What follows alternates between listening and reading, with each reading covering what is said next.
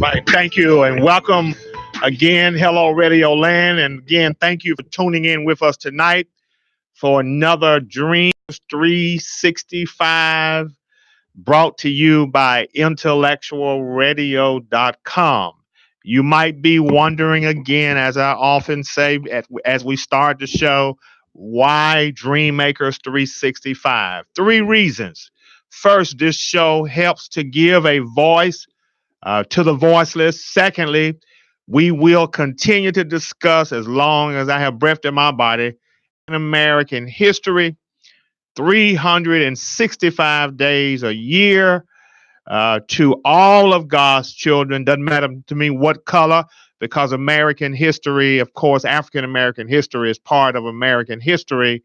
And I believe that we are not giving our just due on the historical front. And lastly, this our job tonight is to inspire people who listen to this show, hopefully offering them hope in Jesus Christ. So again, we thank you for tuning in with us tonight. Our sponsor of this show is Mr. Martin Casey, President and CEO of My Fuller Beauty Incorporated. Without him and his wonderful organization, there will be no Dream Makers 365 talk show. So again, we are celebrating Black History 365 days a year. And shortly, we will be calling Mama D, who is a civil rights leader, and she has done so many great works here in Chicago, a native Arkansan, and she's come to Chicago years ago and has really done great work, and we will spotlight her. But before we do that, we want to introduce or share with you our Black History Person of the Week, a young man who lived only a short life in this time, space, in history, and that is Emmett Lewis Till. So we want to do a show on him. My hope was to do one on the 28th, but we had talked about doing some show on the March on Washington, which really coincides, I believe, with his life and legacy. As you know, he was brutally murdered, and I would even say assassinated, because he was destined to do great things. His mother and grandmother had great plans for him, and God Almighty had great plans for him, and God Almighty allowed this to happen for a reason. No one knows the mind of God, but I know Emmett would have been a great preacher, and we are going to do this show for him. And every year, it is my plan to educate people about the life and times of Emmett Till, although 14 years, because it's not how long you live that really is the mark of a person, but what you do in your 14 years. So he did a whole lot in 14 years than people who have lived a lot longer. But let me acknowledge first the other Winfrey here in these great states, America, Earl Winfrey, and his counterpart, great friend of ours, Sister Wanda B. These are our producers, and without them, there certainly will not be an intellectual radio show. And of course, they do tens, if not 20, 30 so shows a day. They are the hardest working people, I believe, on the media or in media, and we thank God for them. So let us pray. Heavenly Father, we thank you again for allowing us an opportunity to share in this brief time in history for just a few minutes to discuss Black history regarding Emmett Till, and also to have Evangel Mama D, who will be called. We will be calling her in about 25 minutes or so. We thank God for her. In Jesus' name, amen. Emmett was born July the 25th, 1941, there in the old Cook County Hospital. We thank God that They are preserving the old Cook County Hospital. It is not torn down, but it will be preserved into a museum.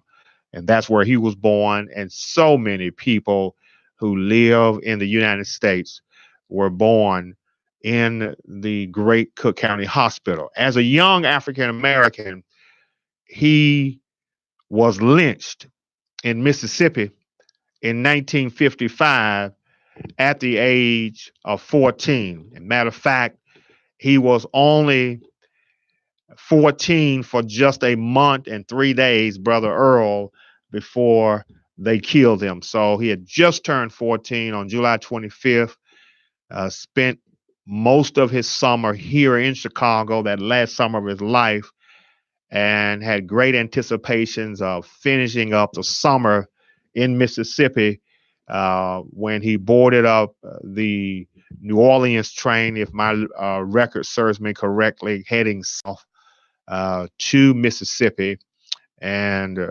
was picked up by his uncle, or should I say, his cousins, Maurice and the other gang members, and not the negative gang members, but the children, I would say, of our good brother we know as Uncle Moles, who had a home in East Money, Mississippi, as far as my record serves me correctly.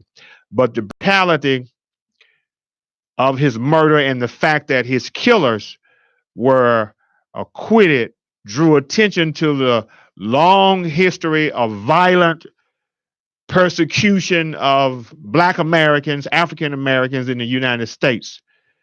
And we know Emmett posthumously became an icon of the civil rights movement.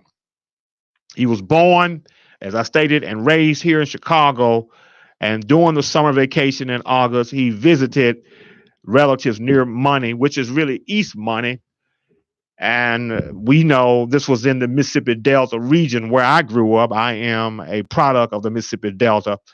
I am about 38 miles from Money, Mississippi, where I grew up. And where Emmett was murdered, I was only 9 miles, Brother Earl, from the murder site, and didn't know that as a child growing up. He was murdered in a shed on the Sheridan Plantation right outside of Drew, Mississippi. And I've been to Drew, Mississippi countless times, and my nephew even grew up there. My brother had a friend there, and their son, who's grown now, he lives in the Memphis area. But anyway, they said he spoke to Carolyn Bryant. That part is not true. Didn't necessarily speak to her. The only thing he did in about 6 or 7 or so seconds was get some bubble gum, and he put the money in her hand. That is all that happened. So I now know how to read this information, Brother Earl, that I see even in front of me. There's a lot of lies out there about what happened in the summer of 1955. So anyway, he was accused of flirting with or whistling at Bryant. The only part that's true, and I'm going to cut to the chase. The only part that's true is Emmett did whistle. Okay. Now, he whistled at her.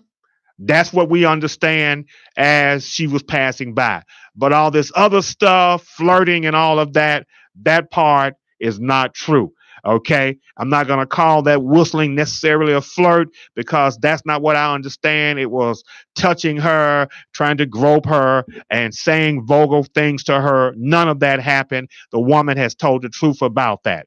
Okay. We'll deal with that later. According to Till's cousin, Simeon Wright, who was with Till that day, Till again whistled at Carolyn Bryant. Okay. Wright said regarding the whistle, I think Emmett wanted to get a laugh out of something. Okay. He was a very comical person, had a lot of sense of humor, just a funny person, just loved to make people laugh. Okay. In 1955, Carolyn had testified that Till made physical and verbal advances. I just talked about that. None of that's true. That was a lie. The jury did not hear Bryant's testimony. That part is true. For some reason, the jury was not in their spot. They had left or were told to leave the jury room in Sumner County Courthouse. And now we are now looking at the reopening of the case the second time. Right now, the FBI, at this very moment, they've been investigating the Till murder since March, as far as the second time around. We'll deal with that later, and I'll call Mama D in a second and talk more about that. Now, Till's body returned to Chicago. As you know, they murdered him 4 days after the whistle. So we're talking Wednesday at about between 5 and 7 p.m. outside the store in Money, Mississippi. It occurred in that time frame, roughly right around the time they left church, Bible class, so to speak, where Uncle Mose was doing a Bible class. We got that. Now, at about 2 a.m., 2:30 in the morning, was a knock at the door. And of course, we know the rest is history. They took him, put him on the back of a 1955 blue Chevrolet bed, and they beat him to death. And of course, did so many things to him that were just inhumane. As Dr. King said, it is just one of the most inhuman things that you can do to a human being that lives on this earth, the things that they did to him. So they brought his body back here to Chicago. As he left here alive and well, excited on the train, he comes back here to Chicago in a box, dead physically. That's a problem. We're going to deal with that. So in September, they were acquitted by all white jury, nothing but white men faces, who decided that they were not going to allow two white men, which were more people involved. There were upwards of 12 to 14 people involved in killing Emmett Till, Brother Earl. And about 4 or 5 of them were black men who were involved in murdering Emmett Till. Yes, sir. I have read about 5 books. And in those books that I read, some of them, we had about 3 to 4 or 5 black men who were involved in the murder of killing young Emmett Till. And I'm going to just tell the truth about it. Now, we know that right now the casket that was on display at Roberts Temple Church is now on display at the National Museum of African American History and Culture. It is a very somber time when you go there, from what I was told. I've not been there yet, but where they have that magnificent museum there, shaped as a ship, as a slave ship, there in Washington, D.C., you will find the original casket. Emmett is now buried in a blue casket because when they did the first autopsy in 2005, they took him out of the old casket and put him in a blue casket. And the casket that he was originally buried in, the black people who had were in charge of keeping the Burr Oak Cemetery, as you heard, they were actually selling graves and spots and all that stuff. Emmett Till's original casket they were crawling, raccoons was crawling in and out of his casket, which was supposed to be set up where they could have a museum for him. So that didn't happen. They stole that money. Okay. So we're our own biggest enemy as black people, but that's a whole nother talk show to deal with. According to historians, events surrounding Emmett Till's life and death continues to resonate. So there's something powerful about the death of this young man that he just won't go away, Earl, because they didn't do him right. Just like with Trayvon Martin, just like with countless other people, you did not do it right by finding these people guilty. What do you expect? Because what goes around will come around.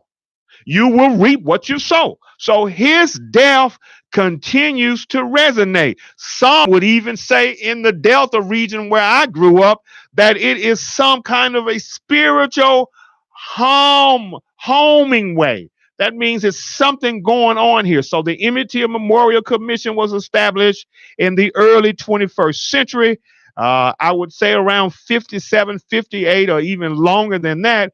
Emmett Till's Memory Project is a website where smartphone applications commemorating his life.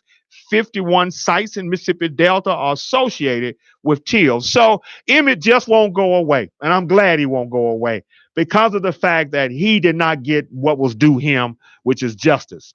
Now, Emmett mother, Mother Mamie Till largely raised him alone. She and Lewis Till separated in 1942. And Emmett Till's father, as far as I'm concerned, was killed by the United States government while he was serving over in Italy. Yes, sir, Brother Winfrey. They hung him because they said had found him guilty of not only killing some white women or Italian women, but even raping them. That's what they said, Brother Earl. So his father even was lynched, I would say legally, which I don't agree with and still don't believe. That's a whole nother talk show in itself. What happened to Emmett Till's father? He was hung by the United States government. Yes, sir.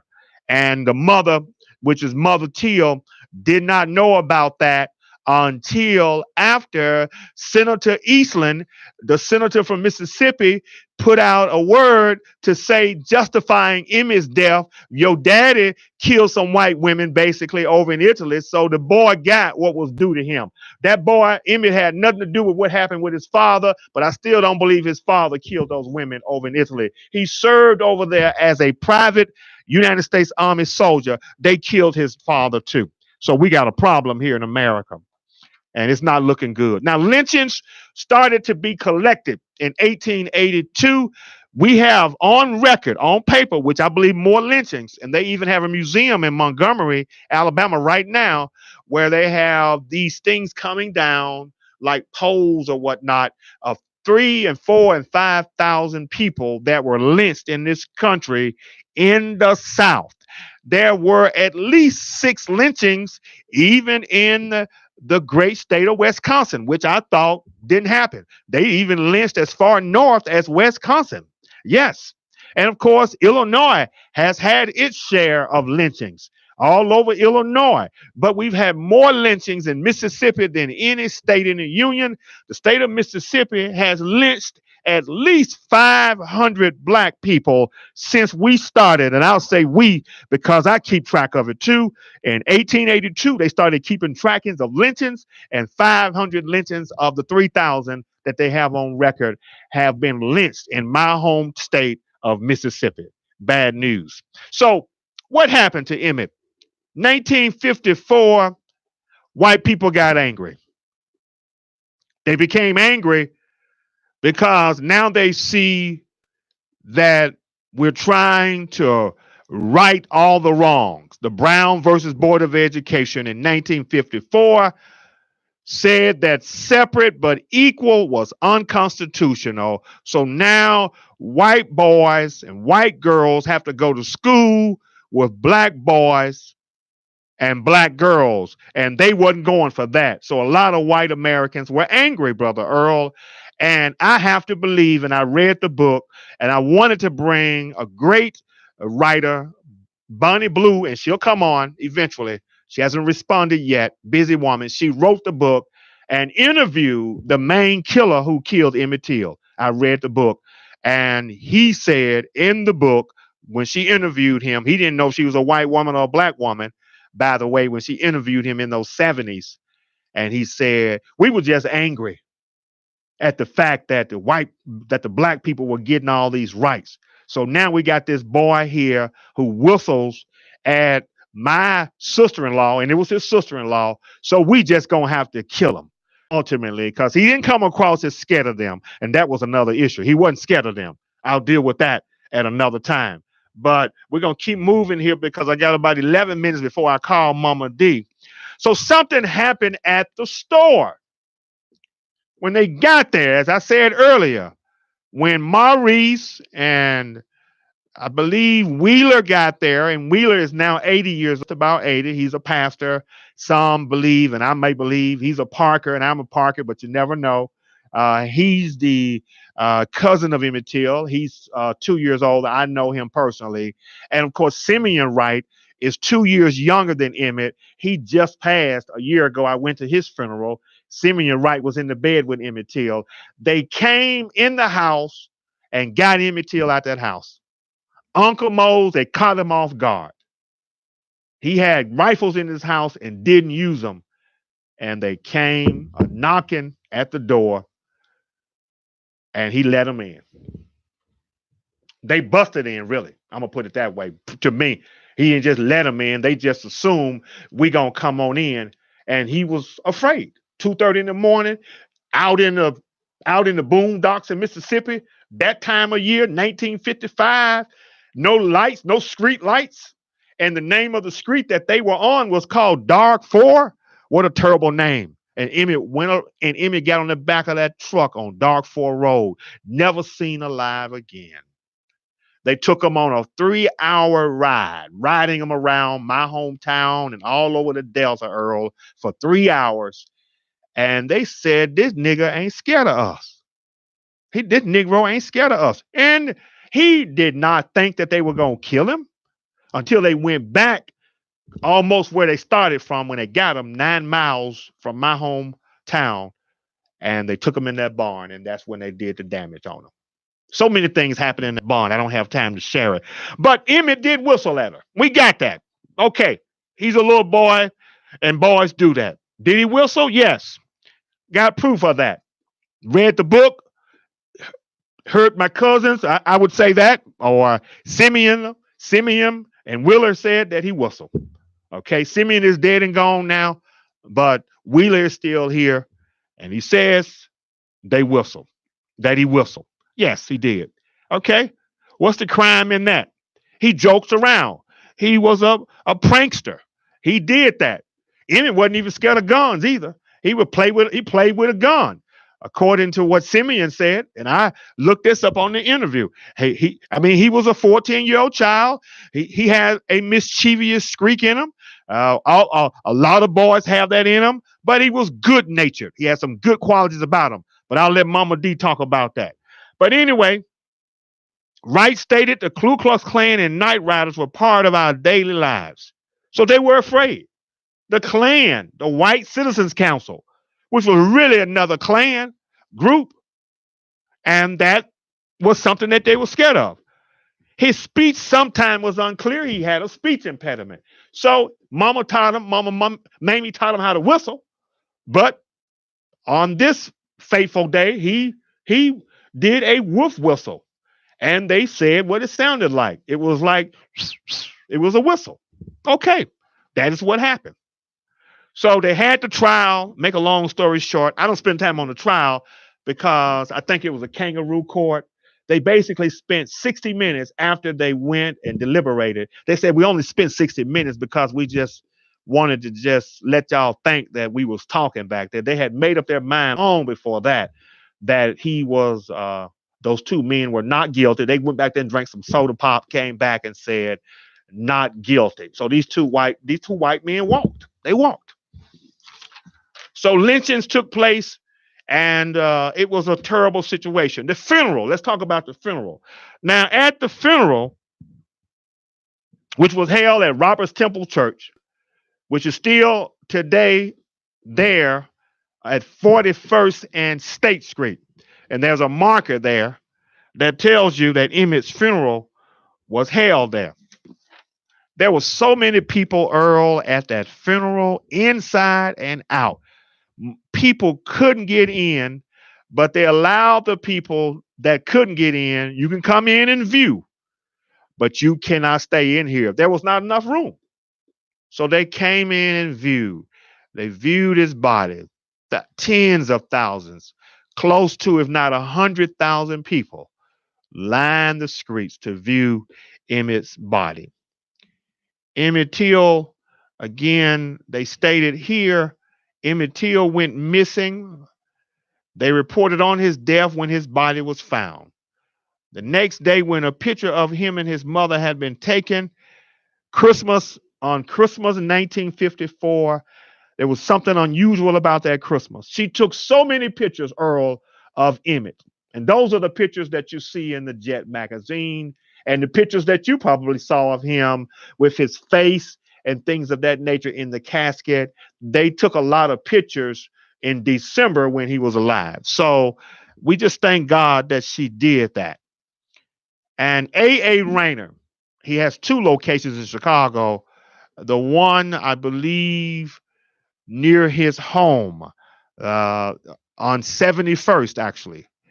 Emmett Till 71st is where they actually had embalmed the body. And I don't think they embalmed his body that well in my home state when they killed him. They just packed him up and put him in a box, Earl, and covered him in some green line. So they didn't do a good job of that at all. But there is so much information that I could talk about, and I don't have the time. But Emmett still influences civil rights today, and the Chicago Defender urged its readers to react to the acquittal by voting in large numbers. So, because of his death, we know that many African Americans now begin to be elected into public office. So many things happen. And then I did find out recently they said that Emmett had a girlfriend. Had a girlfriend. She was a white girl that he liked. Yes, and they took a class together that summer before he, went to Mississippi. I believe so. As they took classes, whatever the reason may be, so he can get better grades. I don't know, or he can, education. But a white girl, whose name, if my record serves me correctly, she took classes with Emmett. Joan Brody, who lives today, about 79 or so years old. She 76 actually. She lives in northern Chicago area in the northern suburbs, and she was very fond of Emmett. And they were just little kids, but he did have a white girlfriend because the white men were upset that he had a picture of her in his wallet when they was killing him. So they just really got angry then because he was just fond of her. Okay, girlfriend or not, he was fond of her, like I said, and that is what happened there. The first time they reopened the case, of course, they're trying to come up with information. They finally exhumed his body. They tried to find out about Emmett Till's accuser, the woman, and I believe the woman was forced by her husband, Roy, to do those things and say those things. And I just don't know, Earl, they're going to find her guilty this second time around. So the case is reopened again because they have another book that was done by Timothy Tyson, which talks about the blood of Emmett Till. In that book, she does fess up and say that he did not, in fact, say all those things about her. She lied, Earl. She lied. She lied only to try to what? Make it look good that they killed him. And obviously she told the truth about that. And now her daughter or niece or whomever is trying to say that she didn't say that. Oh yeah, she said it because he wrote it down. He wrote it down. I saw on television where they actually got a picture of it, and he wrote down that she did say all of that. So they might be looking at that right now, but what time she gonna get for that, or any time, probably not at all. We'll have to see. But I'm gonna call Mama D now, and we got some questions we want to ask her tonight, and you're gonna really be fascinated about Mama D. She is certainly a woman of great knowledge. She basically introduced a proposal to the Chicago School Board to change McCosh Elementary School, where Emmett went to school there.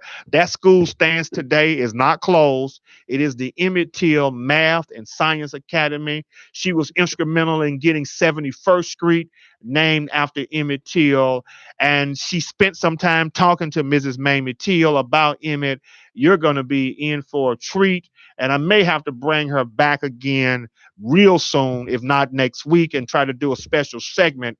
But a few more things, and I'm going to call her. In 1988, the Global Committee held the first integrated festival in Marquette Park history.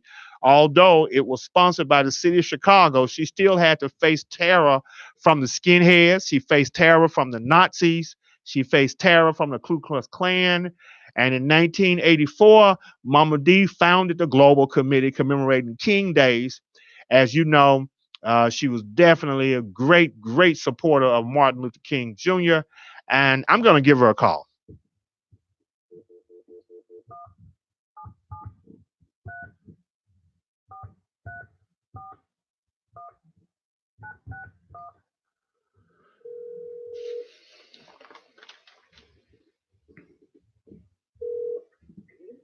Hey, good evening, Mama D, and welcome to the Dream Makers 365 Intellectual Radio Talk Show. How are you tonight? I'm very good. Very good. We are just excited that you have taken time out of your busy schedule, and we've got to bring you back for part two. I'm going to be praying on how we're going to work that in, but you're going to be doing another part of Emmett Till and all of the other information regarding civil rights and human rights that we believe that as African Americans in this country, we have been violated so much. And I'm going to allow you now to tell us about your background. What has motivated you to get involved in this fight for human rights for not only African Americans, but anyone that has been disenfranchised? Mother Mamie D, how you doing? Okay, well, I am Eve Angel, Mama D Love, Nubian. Mm-hmm. I was formerly known by my subjugated race name in the old millennium as Dee Dee Smith Simmons. Yes. And I think that's number one, declaring who you are and that you're no longer owned by individual slave owners or controlled by Congress, declaring your independence. Yes. And after 399 years, from 1619 to 2019, when the first kidnapped Africans went on the slave market, the stock exchange, as a movable property called chattel. Well, you asked me, how did I become involved? Yes. Well, I became involved, I guess, at the age of 5 when I refused to give up my seat on the front of the bus. And later on, all hell broke loose. And that was my first exposure. But what got me involved with Emmett Till? First of all, my Earth Day birthday is August 28th. Yes. So when Dr. Martin Luther King Jr., who gave us a personal dream on August 28, 1963, to commemorate 100 years after 1863, the signing of the Emancipation Proclamation, yes, ma'am, which did not end slavery. It only ended slavery in the Confederate States that had seceded from the United States of America and become the Confederate States of America. So the Emancipation Proclamation was an act taken during war, and it only impacted the slaves that were in the rebellious state. It did not abolish slavery. There were states that were southern states, and they still had their slaves because they were not in the act of rebellion, and they had not seceded from the United States of America and become a Confederate States of America, America within an America. Yes. So when you go, that's what Dr. King was saying. I vasculate between Dr. King and Prophet King because he gave us a personal dream on August 28, 1963. Emmett Till was kidnapped and lynched on August 28, 1955. Amen. So when Dr. King did the, as I said, the commemoration for 100 years later, He said the Negro is not free. Unfortunately, 50 years since then, the story has been, the truth has been hijacked, and people are saying, well, he fought for the rights of all people. Well, that's not true, because all people were not in trouble, and all people were not a part of the Emancipation Proclamation. Those that happened in 1863. So here we are talking about 1963. 100 years later, what is the state of Negroes in America? And what's so interesting about the March on Washington and trying to deal with that question today is he fought for the rights of all people. But as I said earlier, all people was not in trouble. Right. He said the Negro is not free. So he mentioned two people in his I Have a Dream speech, but those names have been redacted. He said, so we would not have to face the kinds of atrocities Medgar Evers and Emmett Till had to face. Right. Medgar Evers was assassinated, shot in the back, yes, with the keys in his hands, yes, going up to his home 2 months before the March on Washington.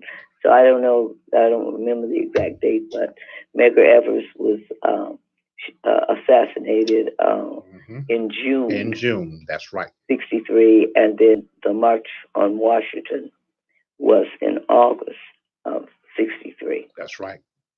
So he mentioned those two people, so we won't have to face the kinds of atrocities that Emmett Till and Medgar Evers had to face.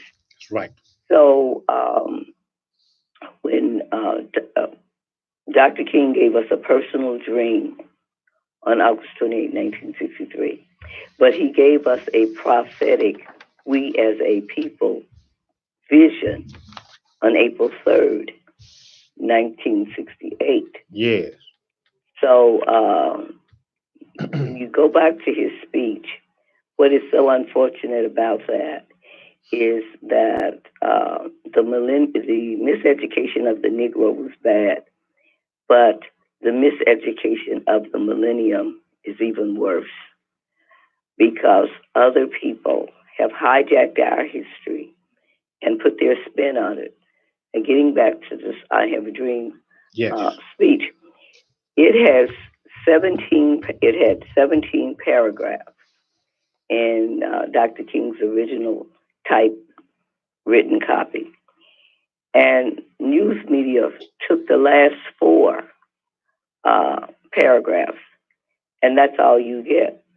I have a dream that one day, that is not the way the speech starts off. No, it does not. It starts off, we have come here to dramatize a shameful situation. 100 years later, the Negro is not free. And in a real sense, he said, we've come to cash a check. Come on. A check that would give us freedom on demand. So what is so unfortunate, all these 50 plus years, the I Have a Dream speech doesn't even include the purpose. We have come here to dramatize a shameful situation. Right. You don't get that with I Have a Dream that one day. So I didn't really get involved with Emmett Till as such until my sister, Helen Richard, became the first CTA female driver ever slain in the line of duty. And that situation just sort of spit my world around, and I was never the same again. I could not understand a woman killing another woman. I mean, this woman, she's carrying a gun with explosive bullets in the back of her jeans. And the shooting took place. The first shots was fired on the bus, and then the fight proceeded outside of the bus, in which he shot my sister in the heart. As she was backing up, because she had been getting the best of the fight, and that's why the woman pulled the gun. And this was the day before Valentine's Day, and it was February 13th, 1984. My Lord. And it was Lincoln's birthday, and it was being observed as a holiday. But anyway, the whole thing about the shooting and story, how it impacted me was at that time, I owned my own home daycare business. Yeah. And I just became an activist and founded an organization. Well, I had started wearing the color black, and just like a little personal statement every April 4th in honor of all the people that had been victimized because their skin color was black, and I just did that from 1968. Every year when April 4th would come around, it was just a personal thing that I did. But when my sister was killed in 1984, I started my activism business, which led to me founding Global Committee commemorating King Days. Yes. And the King Days that I was commemorating was August 28th. Yeah. And then I discovered, I said, wait a minute, August 28, 1955, Dr. King mentioned Emmett Till and Medgar Evers. Well, who was he? Who was Emmett Till? Yeah. What happened on August 28? So after I charted the organization and started looking into August 28 and who Emmett Till was, it led me to start to write things about him. I said, this happened in 1955, and it's been 30 years, and his legacy is buried. We founded the organization in 1984, and when I got the information about Emmett Till, how he had been kidnapped and lynched, and his birthday was July 25th, so he was kidnapped and lynched on August 28th, so he lived to be 14, 1 month, and 2 days old. That's right. And as I became more involved with the knowledge of Emmett Till, I said, this is something that young people need to know. They need to know who he was. Yes. But his legacy had been buried for 30 years. Right on. And I challenge anybody out there. I mean, if you hit Emmett Till now, it's probably 3,000 hits, just things about it. But check out 1955 to 1984 and see how many hits come up. His legacy was buried. And I was doing a program now that I was the founder of Global Committee commemorating King Days, and we were commemorating January 15th, April 4th, and August 28th. I remember writing some things about Emmett Till after I saw his mutilated body and all of that. And I found myself wanting to apologize for, bringing this horror story up. And then it dawned on me, I said, what am I talking about? The real shame is that this happened. It happened to a human being, and it happened to a child. Yes. And so we were doing a program at the DuSable Museum, and one of the staff people came up. She said, do you know Mrs. Emmett Till's mother? So I said, no, is she still alive? She said, yes.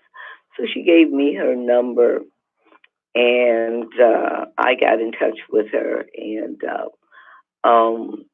I began to just listen to her heartbreak. And I said to her, Mrs. Till Mobley, you are a grieving mother, and you have been grieving for 30 years, but I am not a grieving mother. And I want to do this because of what happened to Emmett and what happened to us as a people because of that. The whole thing about Till was more politically entrenched than people wanted to lead on to, because something very significant had happened May 17th, 1954. And that was the Brown versus Board of Education decision. That's right. That had integrated grammar schools. Now, we're not talking about high school or college, but it integrated grammar school after the Dr. Clark and the courts determined that the children had suffered so much heart, self-esteem, inferiority, and damage, and also psychological and academic damage, because for every dollar you spent on a black child's education, you spent $100 on a white child's education. Mm-hmm. So once they ruled that and said these children have suffered so much heart and mind damage, but of course we're not talking about palpitations in the chest, we're talking about inferiority damage. And they were just 6-year-olds. They were too young to express themselves with words, so they used the dolls to express themselves. That's just how young the children were.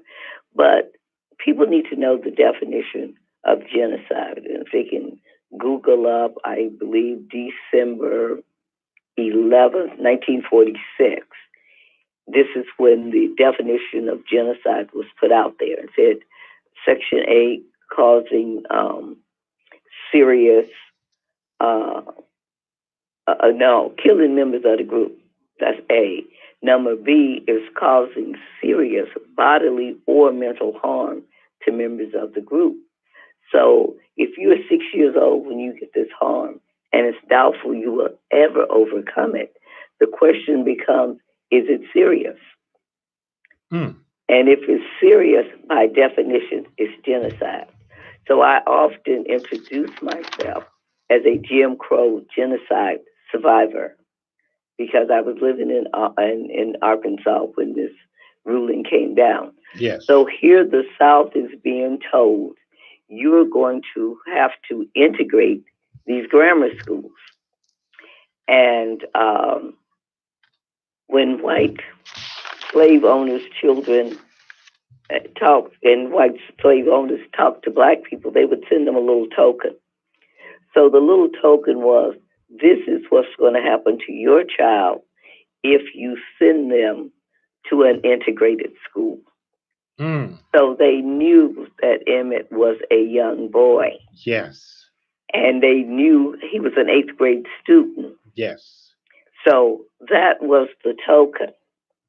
And people that had migrated from the South to the North, they knew what that token meant. And they stopped sending their children down home, because it was kind of an unwritten rule. Every summer, you sent your children down home, be with the grandparents. They were glad to have them. You were glad to get rid of them. They were glad to get rid of you. And it was a wonderful marriage. Yes. But when that situation went down with Emmett, that sending my children down home came to a crushing halt. Yes, it did. And so it's that part of the story that we often miss. Yes. Why would you lynch and mutilate an 8th grade child in grammar school? I know. Right on the heels of the Brown versus Board of Education. Sure did. Right on the heels of it. See, so that was that connection there. Now, as far as what actually happened to Emmett, according to his, Emmett, his mother told me that she had put Emmett's name on her car title. He was just 14 years old, but he paid her bills, and she would send him to take care of business-like things, because he was very responsible. Yes. She once told me, she said, it was really bad outside, and it was just snowing. And it was horrible. And she looked around, and he was putting on his boots. And she said, well, where are you going? It's so bad out. And he told her, he said, well, he had to go to the senior citizens place. She said, Mom, they're old and they might need something. And he went out in that kind of horrible weather to check on these elderly people. Wow. And she said after that, she never really got after him about wanting to go out into the bad weather like that. But that's the kind of independent child that he was. Now, Mamie Till Mobley was an only child. Yes, and was. Emmett was an only child. Yeah. So the only cousins and aunts and uncles that they had was on his father's, on their grandparents' side. That's right. So I think that would have made Wheeler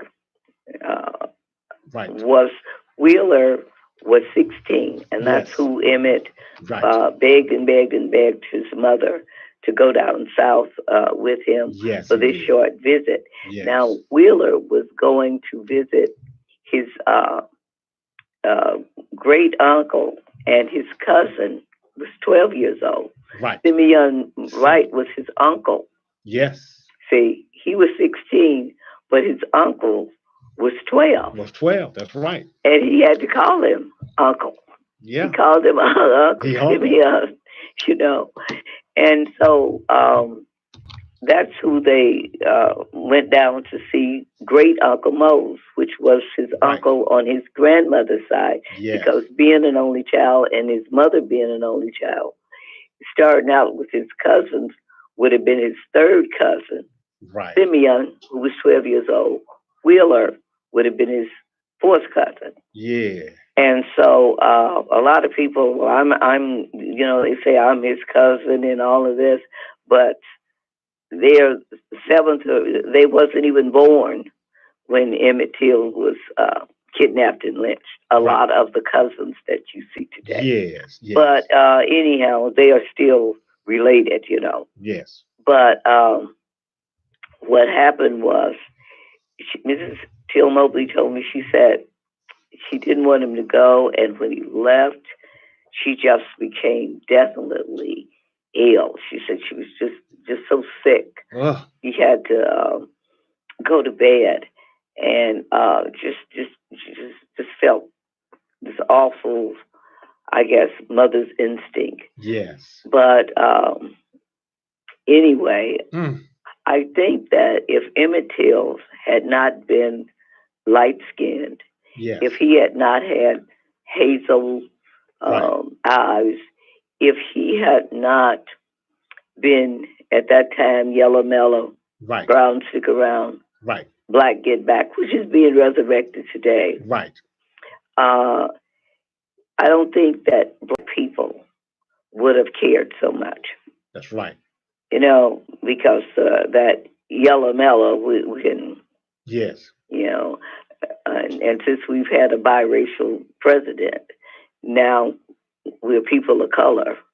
And I don't know what that is. I don't know who doesn't have color. That's right. I really don't understand using reverse segregation terminology. That's right. I didn't feel good when I was a little girl, segregated out because I was black.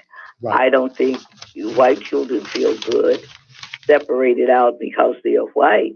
But why are we using that language? When would we just all be in the human family? That's right.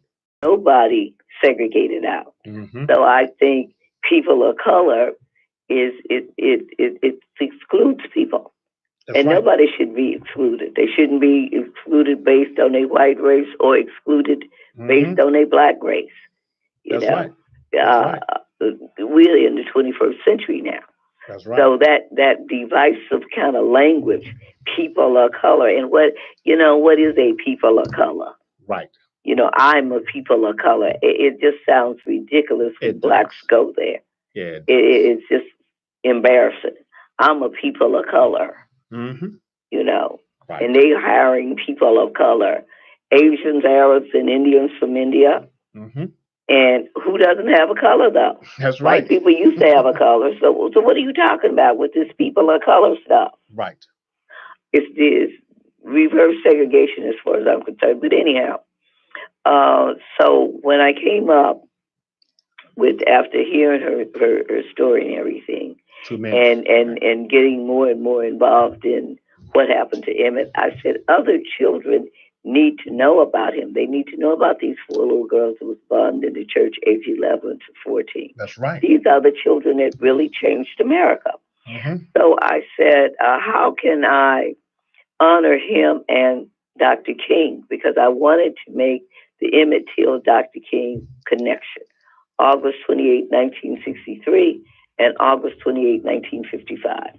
And you know what, Mama D, I want we're gonna end it right there because the show is the end, and this is a great way to end it. I want you to come back and tell us about what happened to get 71st Street name changed to Emmett Till, and also McCosh Elementary School. You were the major force behind getting those 2 things to happen. And I want to bring you back to talk about that. And I'm going to call you and we're going to set that time up. How does that sound? Very good. And I will read the resolution that I want that. Yes, I want to hear that. So give us about 3 more weeks to have you on. But I'm going to talk to you before then. But I got to have you back. You're going to be doing a special segment on Emmett Till. And I want you to talk about that proclamation or that information you just mentioned, as well as the school being changed in his name and the street. How does that sound? Right. And also, I wrote the resolution for Emmett Till Memorial Bridge, and I can tell you how that came about. Amen. I'm going to write that down. Resolution for the bridge, Memorial Bridge. Where's that bridge located again? Located on 71st Street. All right. I'm going to have to give it a chance. I probably done passed over it and didn't even realize it, but now I know. I certainly do. And so again, thank you, Evangel Mama D Love, for coming on tonight, and we'll have you back in just a few more weeks, okay? My pleasure. God bless you. We'll talk to you soon, okay? Okay. Bye-bye. There you have it. Evangel Mama D Love, one of the great leaders in Chicago, instrumental in doing so many great things, especially with the Emmett Till Project. Our sponsor tonight.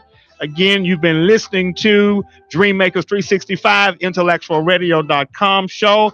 Our sponsor again is Martin Casey, My Full of Beauty Incorporated. Next week, join us when we have Mr. and Mrs. Jonathan Hudson calling us all the way from Cincinnati, Ohio. They're doing some great things down there. She is a scientist and he is in the pharmaceutical company business. So I want to showcase them and share the great things they're doing. See you, and we'll talk again next week. God bless you.